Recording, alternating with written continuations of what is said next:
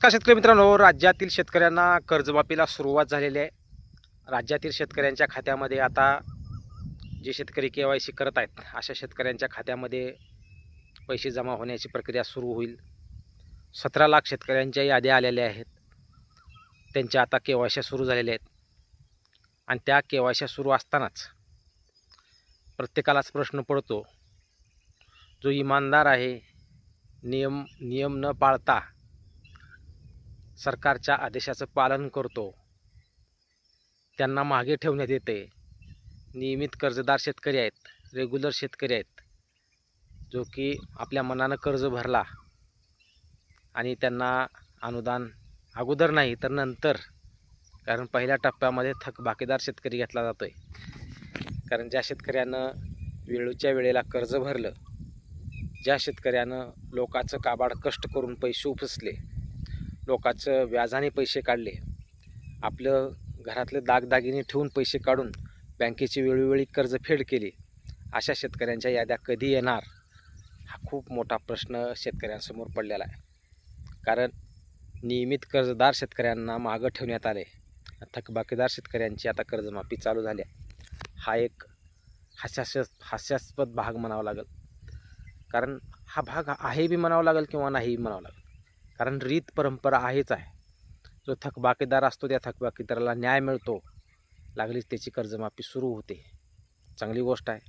थकबाकीदाराची कर्जमाफी व्हावी सर्वांनाच अपेक्षा आहे.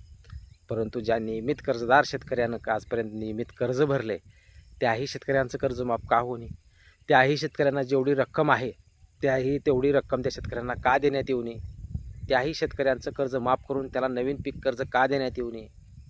हा मोठा प्रश्न नियमित कर्जदार शेतकऱ्यांच्या मनात सध्या पडला आहे. आणि तो आता सध्या नियमित कर्जदार शेतकरी जो आहे, त्या शेतकऱ्यांना आता मनात पक्क केले की आता आपणही थकीत राहायचं. 100% प्रत्येकाच्या मनात आता सध्या विचार येऊ लागले की जे नियमित कर्जफेड करणारे शेतकरी आहेत, आम्ही काय केलं? कारण त्यांच्यासाठी लाख रुपयाची मागणी करण्यात आली, 2 लाख रुपयाची मागणी करण्यात आली, 1.5 लाख रुपयाची मागणी करण्यात आली, परंतु त्या मागणीकडे कुणीही लक्ष दिलेलं नाही. शेवटी आजीजी नवले आणि 2 लाखाची मागणी केली, त्यावरही काय राज्य शासनानं बोललेलं नाही. आणि राज्य शासनानंतर कर्जमाफीची सुरुवातही करून टाकलं. कारण राज्य शासनाने माननीय मुख्यमंत्री आणि पंढरपूरमध्ये भाषण करताना स्पष्टच केलं की आम्ही कर्जमाफीला आजपासून सुरुवात करतो आहे. शेतकऱ्यांच्या खात्यात थकीत शेतकऱ्यांच्या खात्यात रकमा जायला सुरुवात होणार आहेत, याद्या येत आहेत. त्याचबरोबर नियमित कर्जदारांना 50,000 रुपये देणार स्पष्टच करून टाकलं. त्यामुळं सध्या तरी 50च मिळणार हे स्पष्ट आहे. परंतु 50,000च्या तर याद्या कधी येणार, हा खूप महत्त्वाचा प्रश्न आहे. माननीय बावनकुळे यांनी परवा प्रेसची मुलाखत घेत असताना वार्ताहरांनी प्रश्न विचारला की नियमित कर्जदार शेतकऱ्यांच्या याद्या कधी येणार, तर त्यांनी स्पष्ट केले की सप्टेंबर-ऑक्टोबरपर्यंत नियमित कर्जदारांनाही लाभ भेटेल, असं त्यांचं म्हणणं आहे. मग शेतकरी मित्रांनो, सप्टेंबर-ऑक्टोबर असो किंवा ऑगस्ट असो, हे पुढची डेडलाईन कशासाठी आहे? कारण शेतकरी मित्रांनो, सध्या जो 17 लाखाच्या याद्या आलेल्या आहेत, या 17 लाखाच्या याद्यामध्ये कमीत कमी जास्तीत जास्त शेतकऱ्यांचे सध्या घोळ आहेत. आणि हे घोळ जोपर्यंत मिटत नाही तोपर्यंत शेतकरी KYC करत नाही. आणि राज्य शासन आता या 17 लाखाची KYC केल्यानंतर त्यांच्या खात्यामध्ये पैसे टाकणार आहे आणि त्याच्यानंतर दुसरी यादी येईल. कारण आता अगोदर 17 लाखाचा टार्गेट पूर्ण केल्याशिवाय राज्य सरकार दुसरी यादी काढेल असं मला तर वाटत नाही. कारण राज्य सरकार अगोदर हे पूर्ण शेतकऱ्यांच्या KYC पूर्ण करून यांच्या खात्यामध्ये जो निधी मंजूर करण्यात आला 13 कोटी रुपये, हा निधी त्यांच्या खात्यामध्ये वर्ग केला जाईल. आणि महत्त्वाची गोष्ट, आता सध्या जो 17 लाखाची यादी आली आहे, आपल्याला प्रत्येकालाच अपेक्षा आहे की खूप जणांच्या याच्यामध्ये नावं आलेली नाहीत. प्रत्येकाला अपेक्षा आहे की दुसरी यादी कधी येईल आणि आपलं नाव कधी येईल, त्याच्यामध्ये अपेक्षा आहे. परंतु पुढच्या यादीला उशीर होऊ शकतो असं माझं वैयक्तिक मत आहे. का उशीर होऊ शकतो? तर शेतकरी मित्र, राज्य शासनानं सध्या 17 लाखाची यादी जी काढलेली आहे, त्यासाठी राज्य शासनाकडून 13 कोटी रुपये मंजूर करण्यात आलेले आहेत. 13,000 कोटी रुपये.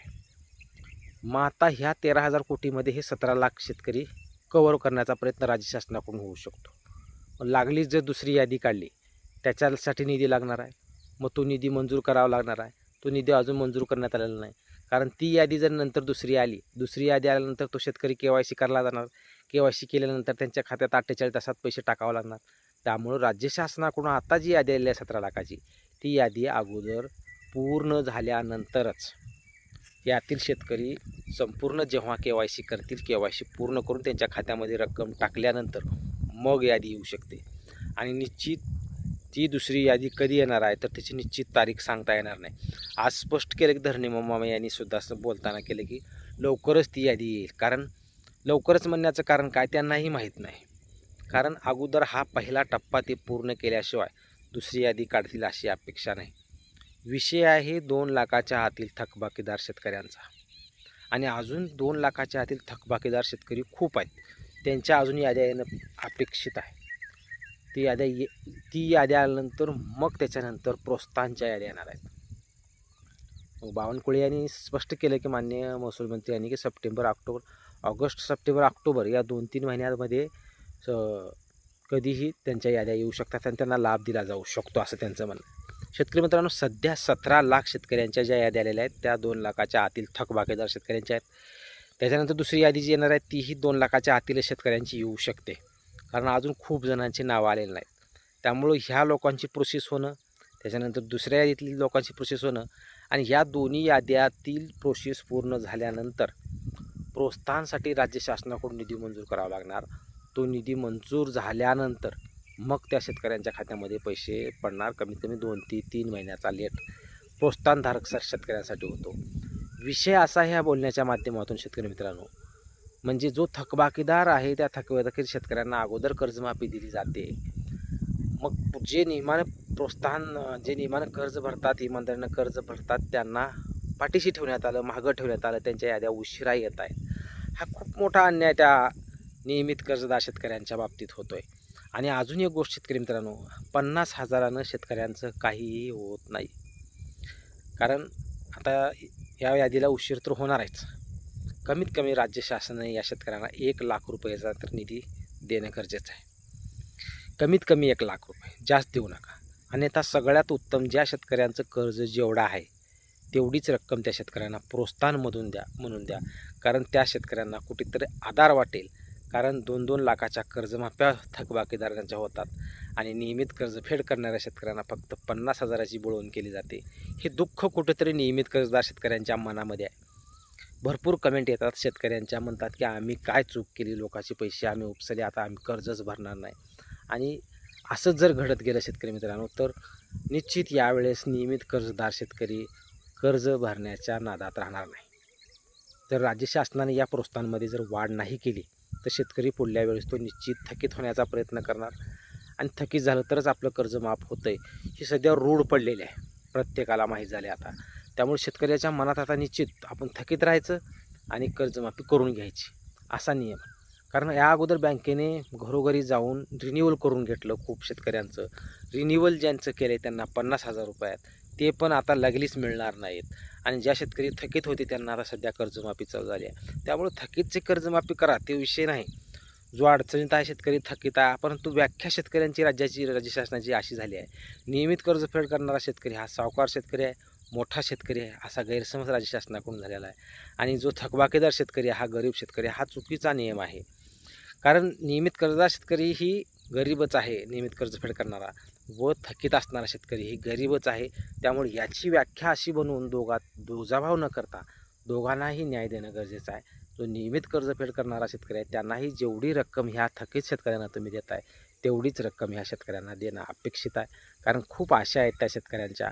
कारण भविष्यात जर असाच प्रकार 50,000 रुपये देऊन जर झाला तर निश्चित ही शेतकरी उद्या भविष्यामध्ये थकीत राहण्याचा प्रयत्न करतील आणि थकीत राहिल्यावरच आपल्याला मोठा फायदा होतोय हे सध्या शेतकऱ्यांच्या मनात रुजू लागलेलं आहे ह्या नियमामुळे.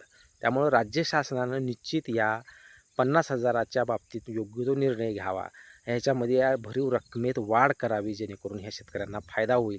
भविष्यात हे आपलं कर्जफेड करत राहतील. खूप जास्त शेतकऱ्यांची संख्या नियमित कर्जफेड करणाऱ्या शेतकऱ्यांची.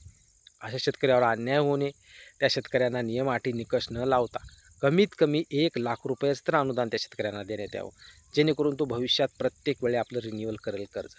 आणि थकीत जे कर्जमाफीधारक आहेत त्यांना तर लाभ तुम्ही संपूर्ण टक्के द्यावंच लागेल.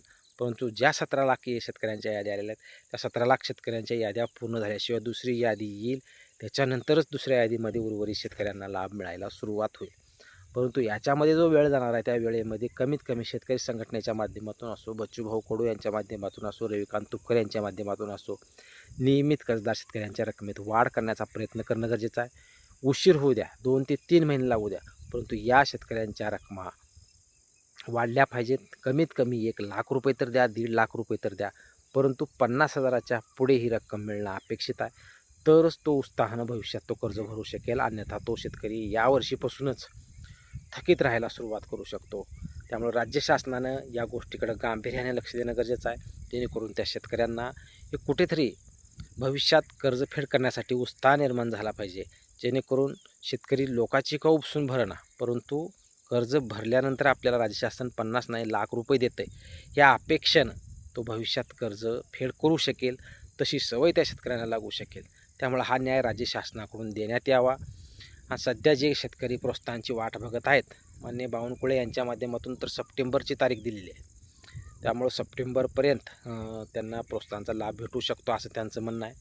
परंतु माननीय धरणीमामा यांच्या माध्यमातून आज सांगण्यात आलं की लवकरच दुसरी यादी येईल, त्याच्यानंतर प्रोत्साहनाचीही यादी येणार असल्याचे स्पष्ट संकेत आहेत. त्यामुळे वाट पाहून नेमकं काय होतं आहे याबाबत कुठलीही जरी अपडेट आली लागली चॅनल व्हिडिओ आल्यास लाईक करायला विसरू नका. जास्तीत जास्त शेतकऱ्यापर्यंत व्हिडिओ शेअर करा आणि चॅनलला सबस्क्राईब करायला विसरू नका. धन्यवाद.